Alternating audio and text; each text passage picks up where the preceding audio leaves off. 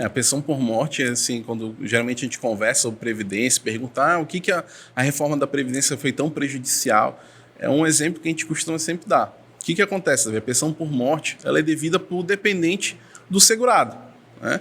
O segurado ele poderia estar aposentado no momento da morte ou não, tá? E o dependente tem direito a esse benefício. E que como é que era feito antes da reforma, né?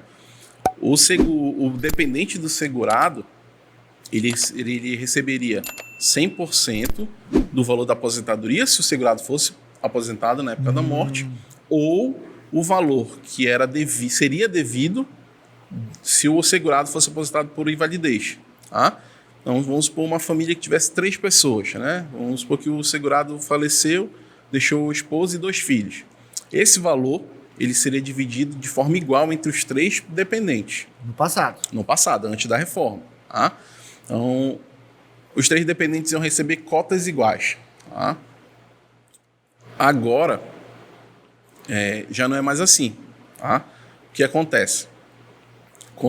Após a reforma, e aí eu tenho que deixar bem claro o que vai dizer se é antes ou depois da reforma, não é o requerimento, tá, Davi?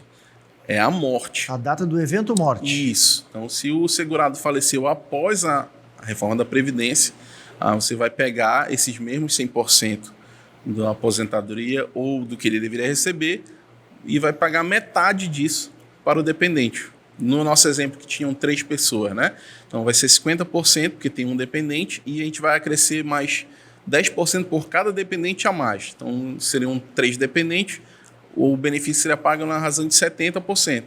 Tá? A priori, 50% considerando a esposa, o cônjuge. Isso.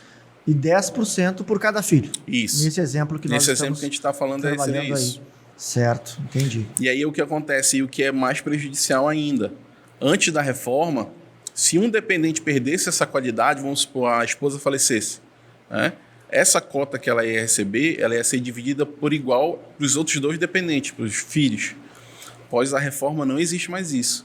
A partir do momento que o dependente do segurado deixou de preencher aquele requisito, nesse caso ela faleceu, a cota dela ela se extingue e não vai ter mais a redistribuição para os demais dependentes. Os dependentes vão continuar recebendo aquele mesmo valor e não vai ter alteração. Eu me lembro que antigamente o filho recebia uma cota X, ele, ficava maior de idade, 21 anos, ele deixava de receber aquela cota automaticamente ia para o beneficiário principal, dividida, na verdade, igual, né, entre os outros 2 beneficiários. Hoje isso não acontece mais. Não. Hoje deixou de receber, ninguém mais recebe. Extingue aquela cota e não se redistribui mais.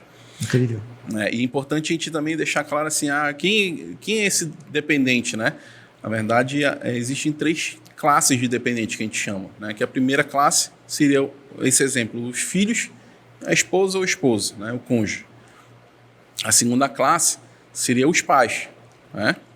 E a terceira classe seria os irmãos, sejam eles menor de idade, menor não emancipado ou com deficiência, qualquer tipo física, mental. Tá?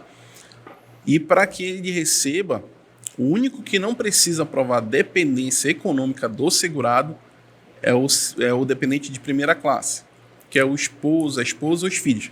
Essa dependência já é presumida. E aí, na ausência de uma classe, como é que a gente vai ver? Tem filho, tem esposa? Não tem. Vamos pular para a segunda classe. Tem pai? Tem.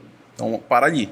Então, quem vai receber são os pais. Não passa para os irmãos. Entendi. Se tiver... Mas os pais receberão se tiver comprovada dependência econômica daquele filho. Isso, assim. A dependência econômica do segurado. Se aquele segurado, se aquele dependente dependia economicamente daquele segurado, ele vai receber a pensão por morte. O importante é que uma classe exclui a outra. Então, se eu tiver um dependente de primeira classe, as outras classes demais vão ser excluídas. E assim sucessivamente. Se estiver na segunda, parar na segunda, não vai para a terceira. E o último é a terceira classe. Então, gostou do vídeo? Este é um pequeno trecho do Wagner Podcast. Se você quer saber mais detalhes sobre este e outros assuntos jurídicos, acesse e se inscreva no nosso canal. E confira conteúdos exclusivos que preparamos para você.